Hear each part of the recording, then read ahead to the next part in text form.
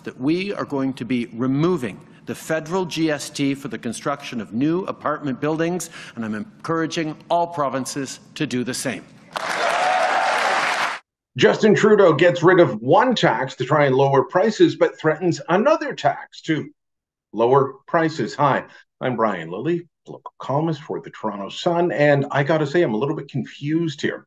Perhaps you heard about the Prime Minister's announcement on Thursday. He's going to get rid of the GST on the building of new apartments, purpose-built rental apartments. You're building a whole block of just rental apartments, no GST for you. And depending on which province you live, provinces are lining up and saying they'll do the same. It's all about trying to spur the housing market on, get more housing out there to lower prices. We know that rents have gone up, mortgages have gone up, the cost of building houses has gone up. So this is a good news idea. Getting rid of the GST will help. Getting rid of the HST, especially in a place like Ontario where that adds up to 13%, that's even better. But then why was Justin Trudeau turning around and threatening grocery stores with an increased tax if they didn't lower prices or stabilize them? Food inflation's been a problem for a long time. We know this. Justin Trudeau mocked the idea that inflation was an issue back in the 2021 election, saying he doesn't think about monetary policy, and we've had nothing but grief from inflation since. But on the issue of food inflation, he is telling grocers that they've got to come to Ottawa, work with the government, and work with suppliers to stabilize prices. Essentially, he's saying to them, you help us fix prices, you engage in something we normally tell you is illegal, and you bring down prices, or I'm going to look at other measures, including, he said, tax measures. Why would he be doing that? Because it's a populist move that he's stealing from the NDP's Jagmeet Singh. Singh has been saying for some time now he wants an excess profits tax.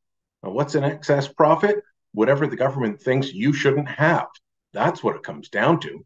He says that we need to tax grocery stores and then give people the money back through the GST rebate.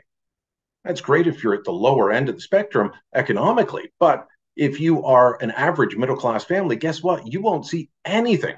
And we know middle-class families are struggling to put food on the table. Everyone is feeling the pinch at the grocery store, but only people at the low end get the GST rebate. So basically, they would be taxing companies for selling you food. They would then pass on those increased costs through higher grocery prices, and Justin Trudeau would get to hand out money to people who are very economically disadvantaged. It makes no sense. Here's an idea that would make sense, one that could lower prices. Put your carbon tax on hold. Get rid of it altogether. Since inflation started to become an issue in 2021, Justin Trudeau has increased the carbon tax 3 times. He's also added in the clean fuel regulations. That's the second carbon tax that came into effect on July 1st.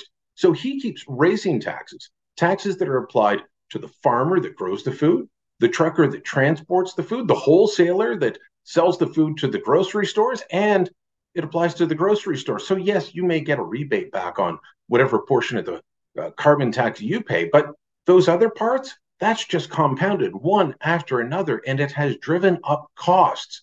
We know this, but Justin Trudeau refuses to act. He refuses to deal with his out-of-control government inflation or his spending, which has also pushed up inflation. He's doing this because it looks like something that would be popular. It looks like he's standing up to the big bad grocers like Galen Weston at Loblaws, when really, he's just trying to fool you. Don't be fooled. Let me know what you think. Drop a comment down below, share this on social media, and don't forget to subscribe to our channel.